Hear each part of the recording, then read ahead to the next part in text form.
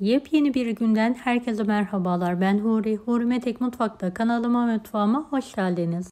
Tarifimize hemen hamurumuzu hazırlayarak başlayalım. 2 adet yumurta, bir tanesinin sarısını üzerişim kenara ayıralım. 1 çay bardağı ılık su, yarım çay bardağı sıvı yağ, 1 çay bardağı yoğurt, 1 paket kabartma tozu, 1 yemek kaşığı sirke. Tüm malzemeyi homojen olana kadar karıştıralım. Unu azar azar ekleyelim. 2 tatlı kaşığı tuz. Toplamda 4,5 su bardağına yakın un kullandım. Unun miktarı yumurtanın büyüklüğüne ve kalitesine göre değişiklik gösterebilir. Kontrollü bir şekilde ekleyerek yumuşak, ele yapışmayan bir hamur hazırlayalım.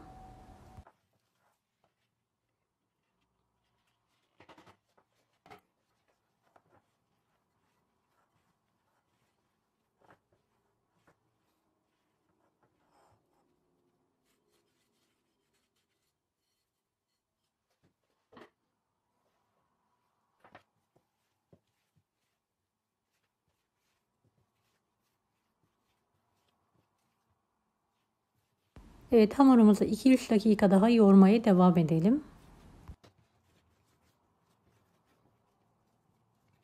12 eşit beze olacak şekilde keselim.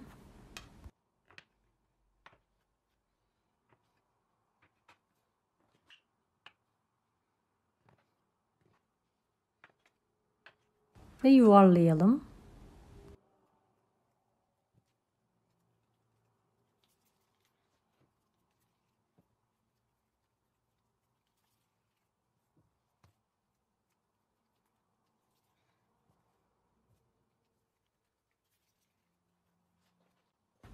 Evet, biraz un serperek elimizle hafif bir şekilde bezeleri açalım.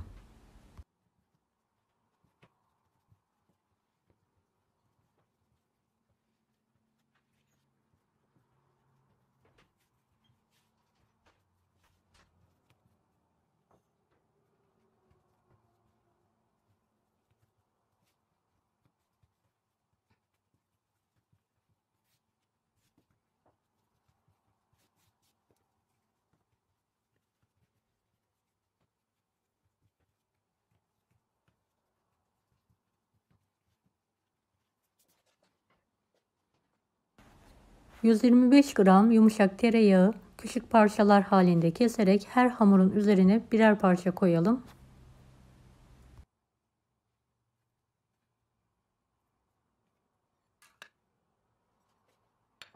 Evet, yağı hafif bir şekilde elimizle yayalım. 12 bezeyi üst üste alalım.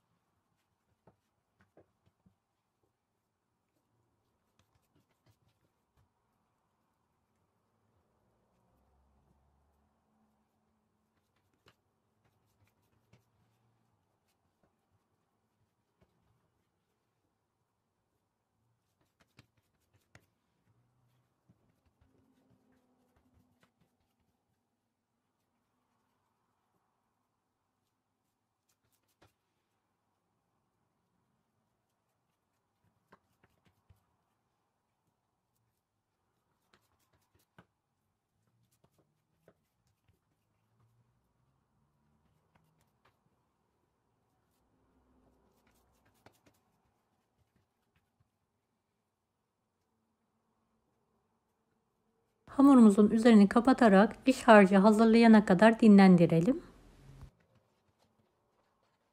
150 gram kıymayı tavaya alalım.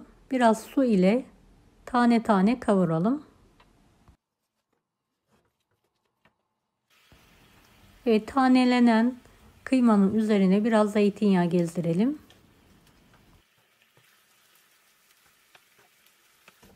Kavurmaya devam edelim. 1 adet yemeklik doğranmış kuru soğanı ekleyelim. Kokusu çıkana kadar soğanla kıymayı birlikte kavuralım.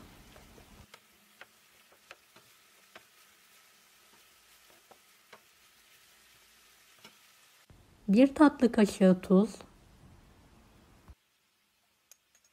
1 tatlı kaşığı kırmızı toz biber, 1 tatlı kaşığı kekik, biraz karabiber ekleyelim. Karıştırarak altını kapatalım ve soğumaya bırakalım.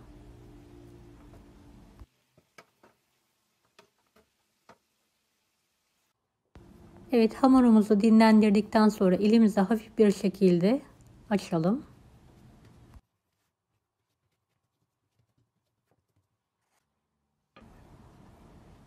Üzerine biraz un serperek merdane yardımıyla orta incelikte olana kadar açalım.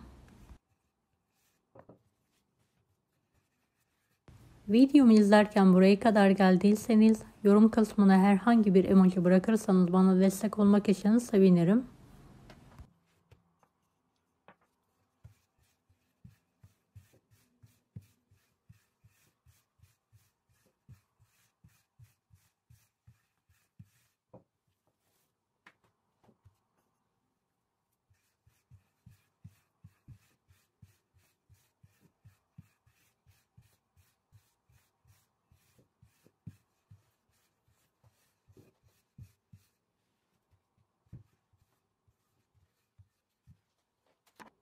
Evet, hamurumu büyüttüm. İnceliği ve büyüklüğü bu şekilde olması yeterli olacaktır.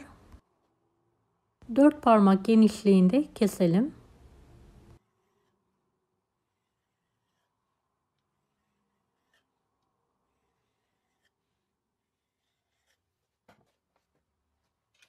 Soğuttuğumuz iç harcı her bir dilime pay edelim.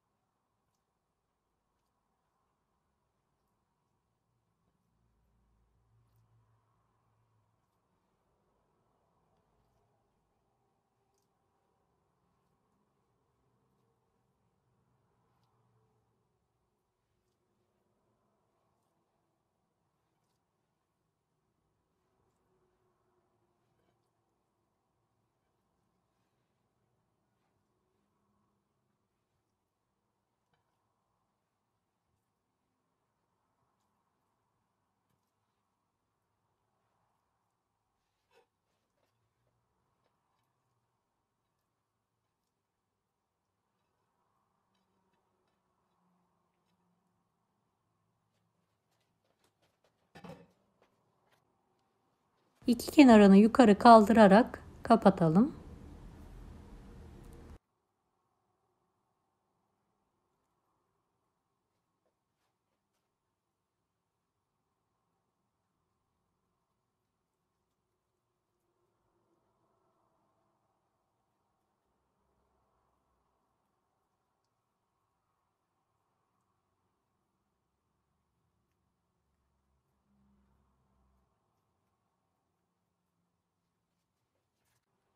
Evet, hamurların hepsini kapattım. 10 santim uzunluğunda keserek yuvarlak halde kapatalım.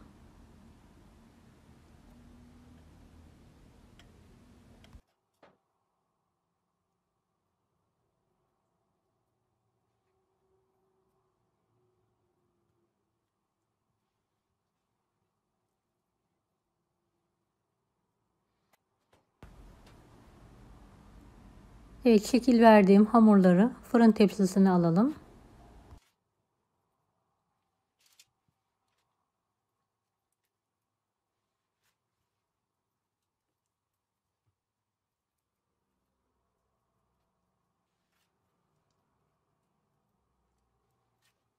Yumurta sarısına 2 yemek kaşığı süt ile çırpalım.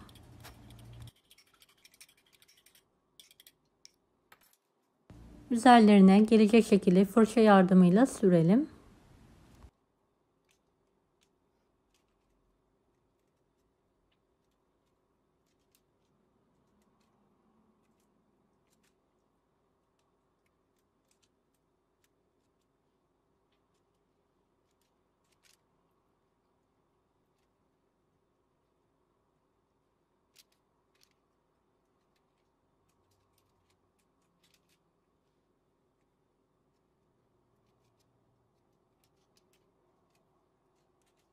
Önceden ısınmış 170 dereceli fanlı fırında üzerleri kızarana kadar pişirmeye bırakalım. Evet, pişen böreklerimizi fırından çıkartalım. Dilerseniz soğuk, dilerseniz de sıcak olarak yemeği ve ikramı hazırlayabilirsiniz. Deneyecek olanlara şimdiden kolaylıklar dilerim. Kanalıma ücretsiz abone olmayı unutmayın.